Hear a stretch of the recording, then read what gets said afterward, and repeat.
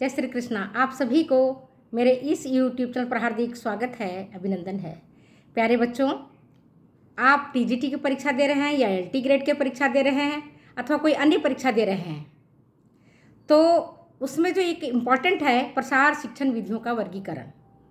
इस पर मैंने पार्ट 1 में बताया है आपको प्रसार शिक्षण विधियों का शिक्षार्थियों के संख्या के आधार पर वर्गीकरण किस प्रकार से किया गया है। इसको हम संपर्क विधियाँ भी कहेंगे, जिसमें व्यक्तिगत संपर्क विधि, समूह संपर्क विधि और विराट जनसंपर्क विधि के बारे में विस्तार से बताया है। आज की इस वीडियो में मैं आपको स्वरूप और प्रकृति के आधार पर प्रसार शिक्षण विधियों का वर्गीकरण किस तरह से किया गया है, इस पर मैं प्रकाश डालूंगी।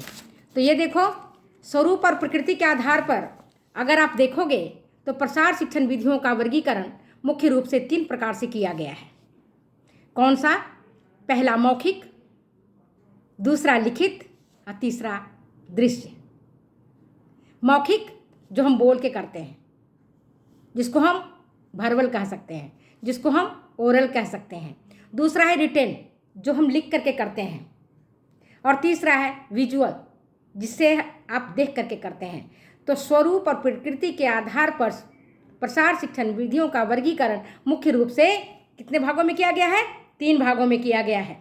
बच्चों ने मुझसे रिक्वेस्ट किया है कि मैडम प्रसार शिक्षा वाली पूरा का पूरा हमें सिलेबस करवा दीजिए।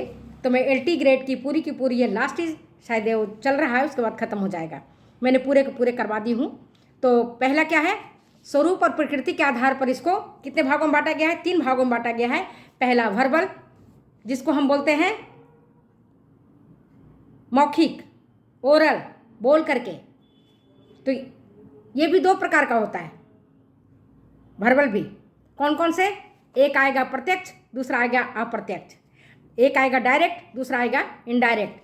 डायरेक्ट में कौन कौन से? जैसे हम क्लासरूम में टीचिंग करते हैं। अभी मैं जो आपको पढ़ा रही हूँ, इसमें आप मुझे देख भी सकते हैं और आप मुझे सुन भी सकते हैं। दोनों हो गया, ऑडियो विजुअल हुआ ना। आप मुझे सुन भी रहे हो, आप मुझे देख भी रहे हो। स्मार्टफोन से मैं पढ़ा रही हूँ अभी आपको, यूट्यूब से पढ़ा रही हूँ मैं अभी आपको। तो वर्बल में कितने हैं? 2 तरह का, एक डायरेक्ट और दूसरा इनडायरेक्ट। डायरेक्ट प्रत्यक्ष रूप से आप जब करते हैं, क्लासरूम में आप जाते हो बच्चों को पढ़ाने के लिए, तो क्या करते हो? बच्चे सामने रहते हैं, आप भी सामने रहते हो। अभी जो मैं पढ़ा रही हूँ इनडायरेक्ट है, केवल मैं हूँ, आपसे मेरा कोई परिचय अभी नहीं हो रहा है। आप हमें कमेंट करके कुछ लिखेंगे, कुछ बताएंगे तो हमें पता चलेगा। तो ये क्या है? अप्रत्यक्ष हुआ। प्रत्यक्ष में क्या हुआ? कक्ष शिक्षण, क्लासरूम टीचिंग। दूसरा क्या हुआ? कॉन्फ्रेंसेज, मीटिंग्स, सेमिनार्स, गोष्ठियाँ, ये सारे के सारे जो होते हैं वो वर्बल होते हैं, अप्रत्यक्ष रूप से होते हैं। उसमें पढ़ाने वाला और पढ़ने वाला, सिखाने वाला और सीखने वाला दोनों आमने सामने होते हैं। 2 वे कम्युनिकेशन होता है। यहाँ जो हम पढ़ा रहे हैं वो 1 वे हो रहा है। हम बता रहे हैं। आपके अंदर अगर कोई क्यूरी है रहा है, कुछ पूछने की लग रहा है, मन में सोच रहे हैं कि हम कैसे मैडम से पूछें, तो कमेंट करके पूछोगे या किसी और अन्य तरीके से पूछोगे, नहीं कर पा रहे हो, ठीक है? तो क्या है? सभाएं, सम्मेलन, गोष्ठियाँ, अधिवेशन, ये सब प्रत्यक्ष मौखिक विधि है। इसके बाद व्याख्यान, लेक्चर, जो हम लेक्चर देते हैं क्लासरूम में या कहीं भी, या घर में जो डायरेक्शन आप देते हो अपने बच्चों को।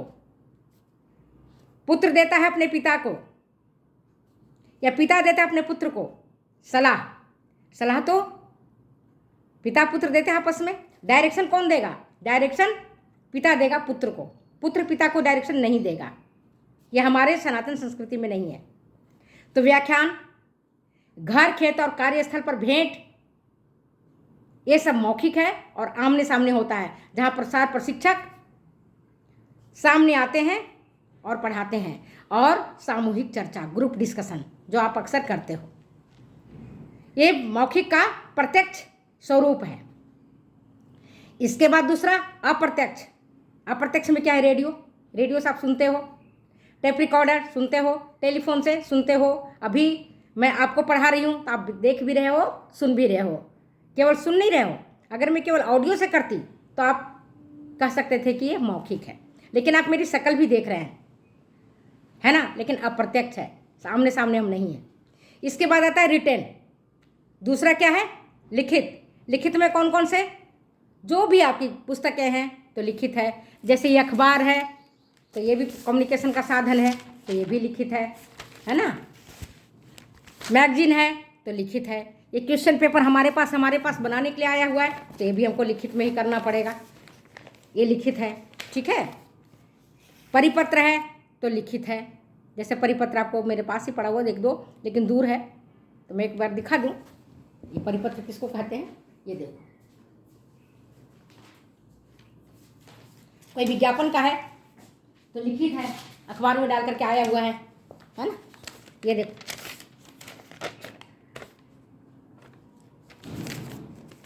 ये लिखित है।